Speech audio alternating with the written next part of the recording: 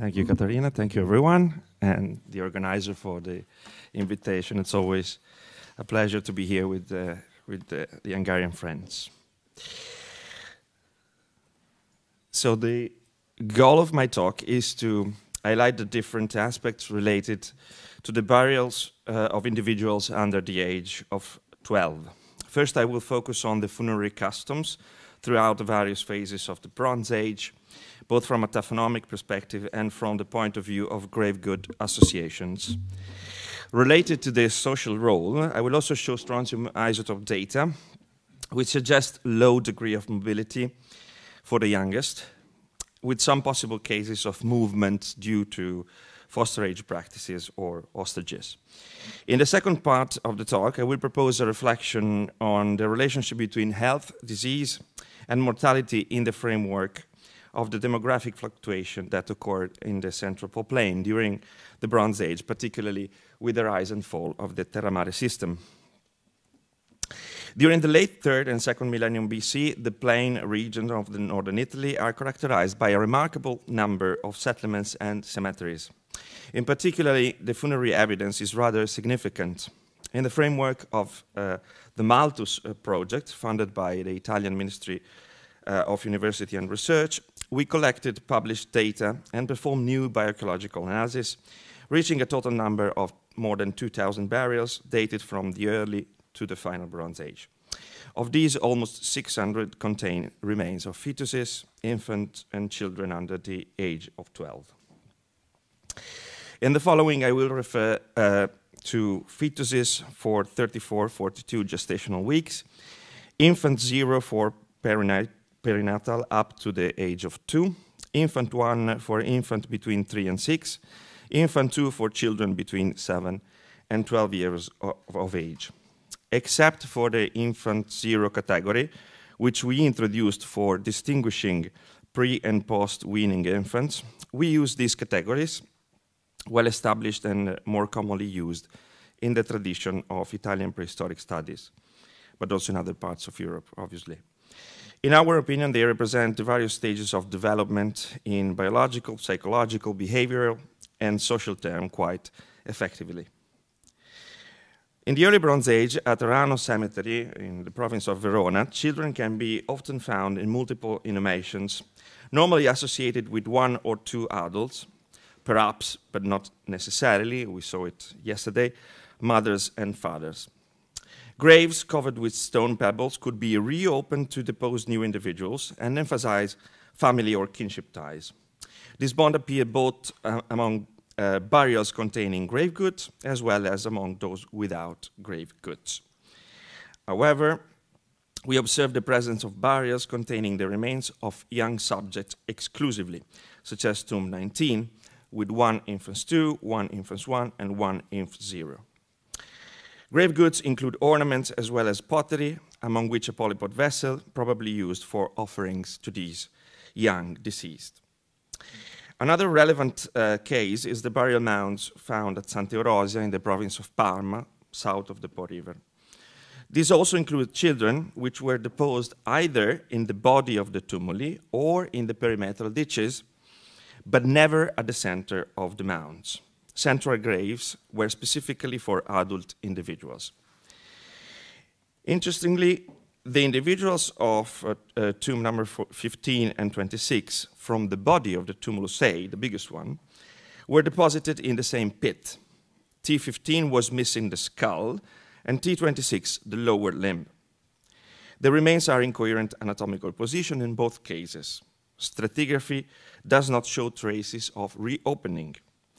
Therefore, the hypothesis of a ritual sacrifice of the infant and young child has been considered plausible, although no cut marks could be observed on the bone surface due to the poor state of preservation.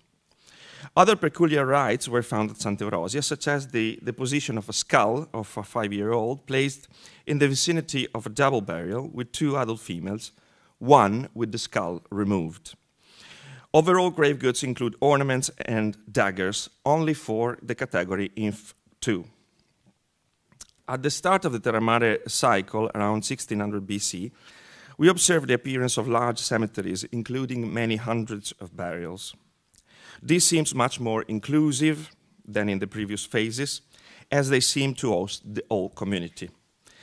We do not see large grave architectures, such as in the former tumuli, but only simple burials, simple pit burials.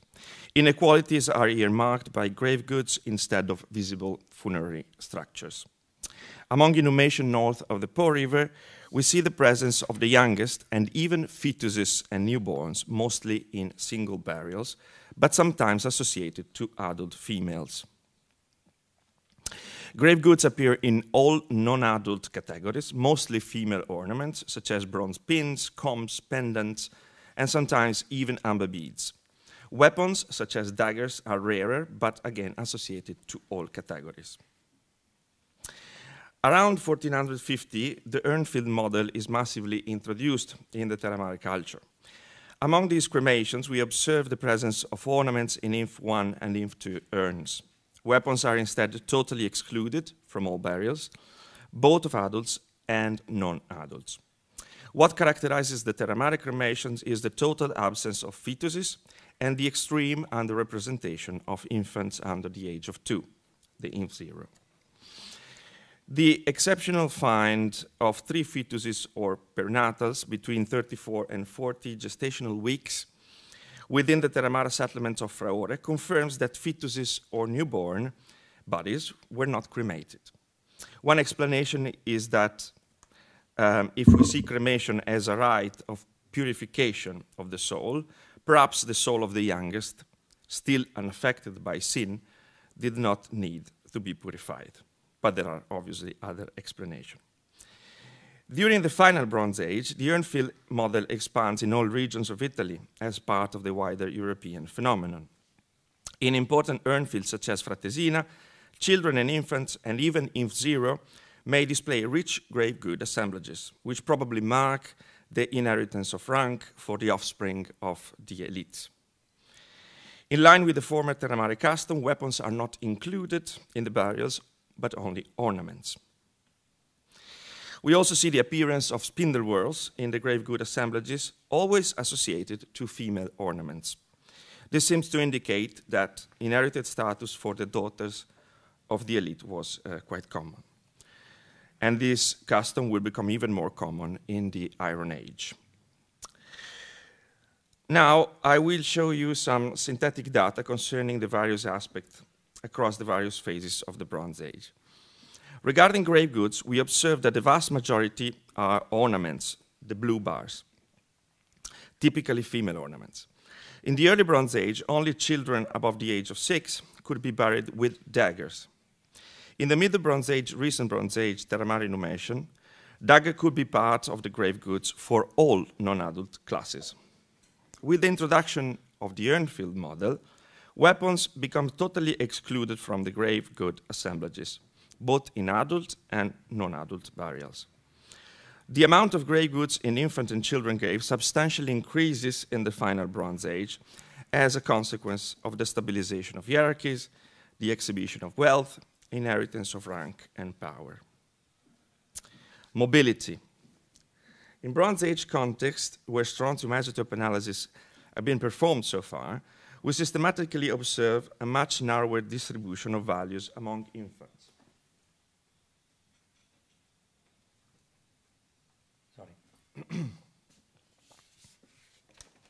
In the violin plots, you can see the distribution of adults in blue, of infants in red, and the local baseline at 20 kilometers from the site in green. This suggests that most children buried in cemeteries were indigenous. There are, however, few exceptions, such as at Casinalbo, Vico Fertile, and Narde di Fratesina, where some infants could be subjected to foster-age practices or hostages, although probably within the immediate hinterland of the site. It is the same pattern that we observe with some of the colleagues here in Tiszafüred, for example, or in Sziget Szent Miklós. Demography. Overall, in Bronze Age cemeteries, the proportion of non-adults is lower than expected in pre-modern, pre-vaccine societies. The underrepresentation is particularly evident among the Inf 0, namely those between birth and 2 years of age. Fetuses are totally absent in early Bronze Age cemeteries. Then these two categories reappear, although in low proportion, among the terra mare inhumations, which also show a considerable number, as you see here in the orange bar, of infant zero. Among the terra mare cremation, fetuses are instead absent. We have seen the case of Fraore in the settlement, and inf zero are extremely underrepresented. In the final Bronze Age, we see a reintroduction of the 0 to 2 years old, sometimes provided of prestigious grave goods. Aggregated data show that all categories under the age of 12 are underrepresented compared to the expected mortality patterns. However, while among cremation this is due to the exclusion of younger infants, among early Bronze Age and middle recent Bronze Age inhumations, the underrepresentation can be also ascribed to problems in preservation. For example, at Olmo di Nogara, modern ploughing affected the shallower burials, mostly belonging to infants. These are 30 centimeters less deep on average than those of adults. Vanzetti estimated a number of 70 missing infant burials due to this post-depositional disturbance. This pattern may affect also other inhumation cemeteries, but not cremation, because in urnfields there is not a significant difference in the depth of the urns between infants and adults. In the last slides, I will show you some data that are in connection with the demographic cycle of the terra mare, which raised as powerful settlement system around 1600 BC until its final collapse in the 12th century BC. Here you can see the proportion of individuals of all ages that show evidence of linear anomaly population and the cribra before the terra mare, so the first two bars, and the second bars at the rise of the terra mare system. Although these are non-specific stresses, the decrease appears striking and might be the result of an increase of food availability, which is also corroborated by archaeological, zooarchaeological, and archaeobotanical data. The urnfield model became dominant around 1450 BC. With cremation, it is impossible for bioanthropologists to look at pathologies. However, the integration with some archaeological data may indicate clues of the crisis that the terra mare experienced around 1150 BC. Here you can see the map of Casinalbo, urnfield, in the province of Modena, with clusters of burials dated from 1400 to 1100 BC. One group in particular, the group Q, marked here in red, is the largest and the densest of urns, all dated to the period close to the collapse. While all other groups have a density of 5 urns per square meters, the group Q showed 10 urns per square meter, so it's the double. This may indicate repeated episodes of simultaneous or short-dated deaths. Interestingly, the proportion of infants and children in this group, but also in other recent Bronze Age burials, which are close to the collapse of the terra mare system, is significantly higher than in the Middle Bronze Age, the period of flourishing. In demography, this observed pattern is defined as attritional mortality, namely when more vulnerable segments of the population, children and senile individuals, suffer greater mortality, typically during episodes of famine or epidemics. It is fascinating to recall Dionysius of Halicarnassus' tale of the events that tell the end of the Pelasgian colonization of the Poplain, also interpreted by other scholars like Cardarelli as a mythic historical relic of the collapse of the Terra Mare. By using various sources, particularly Elanicus of Mytilene, 5th century BC, Dionysius of Halicarnassus described during the 1st century BC, so he lived in the 1st century BC, the situation in Italy 2 generations before the Trojan War, namely around 1200 BC.